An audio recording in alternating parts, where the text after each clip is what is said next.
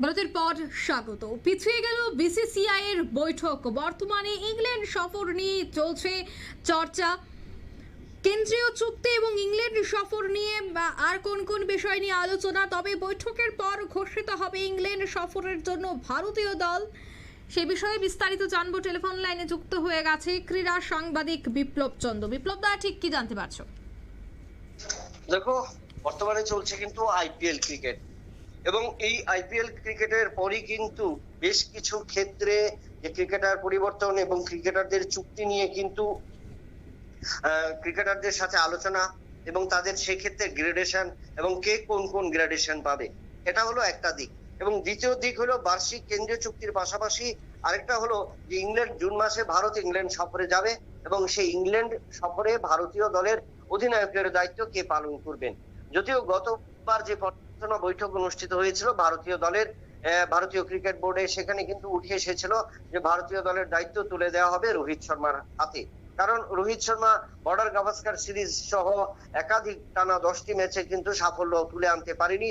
তবে তার নেতৃত্বে কিন্তু এবছর ভারতীয় দল চ্যাম্পিয়ন্স ট্রফিতে চ্যাম্পিয়ন হয়েছে, এবং যার কারণেই কিন্তু ভারতীয় দলের নির্বাচকরা বা বিসিসিআই নির্বাচকরা এবং সিনিয়র সিলেক্টররা যারা ছিলেন তারা কিন্তু প্রত্যেকে আশাবাদী ছিলেন যে এবছর রোহিত শর্মার হাতে কিন্তু দলের ব্যাটন তারা তুলে দেবেন। কিন্তু এরই মধ্যে যখন গত বুধবার এই ঘোষণা হলো বা প্রচার মাধ্যমে সেই উঠে এলো, তখনই কিন্তু জানা গেল যে রোহিত শর্মা এবছর কিন্তু এই ইংল্যান্ড সফর, যে ইংল্যান্ডের বিরুদ্ধে জুন মাসে ভারতীয় দল সফরে যাবে, সেখানে 5টি টেস্টে সম্ভবত রোহিত শর্মা দলে থাকতে চাইছেন না। তার কারণে কিন্তু চিন্তার ভাঁজ শুরু হলো যে দলের দায়িত্ব কার উপর দেওয়া হবে। যদিও এদিকে জসপ্রীত বুমরা চোটের কারণে মাঠের বাইরে, তো সেক্ষেত্রে আগামী দিনে ভারতীয় দলের নেতৃত্ব কে দেবেন তা নিয়ে কিন্তু ছিল পর্যালোচনা, এবং সেখানে বৈঠক হওয়ার কথা ছিল আজ গুয়াহাটিতে। এবং সেখানে জাতীয় নির্বাচক থেকে শুরু করে যে বিসিসিআই নির্বাচক এবং সিলেক্টর থেকে শুরু করে অন্যান্যরা প্রত্যেকে সিনিয়র কোচরা কিন্তু সেখানে বৈঠক, এবং বিসিসিআই কর্মকর্তারা কিন্তু আচমকাই কিন্তু জানা গেল যে অনিবার্য কারণবশত সেই বৈঠক পিছিয়ে গেল। এবং এই বৈঠক পিছিয়ে যাবার কারণে কিন্তু ভারতীয় দল গঠন, ভারতীয় যে জুন মাসে ভারতীয় দল ইংল্যান্ডের সফর যাবে, সেখানে দল গঠনের প্রক্রিয়া এবং কাকে নেওয়া হবে সেটা নিয়েও কিন্তু আলোচনা হয়নি। তার পাশাপাশি আগামী দিনে ভারতীয় দলের ক্রিকেটাররা কখন যদি আমরা এখন দেখি, সেক্ষেত্রে রোহিত শর্মা, বিরাট কোহলি, KL রাহুল ছাড়া কিন্তু গ্রেডেশন অনুযায়ী ক্রিকেটার কিন্তু সংখ্যা অনেক কম।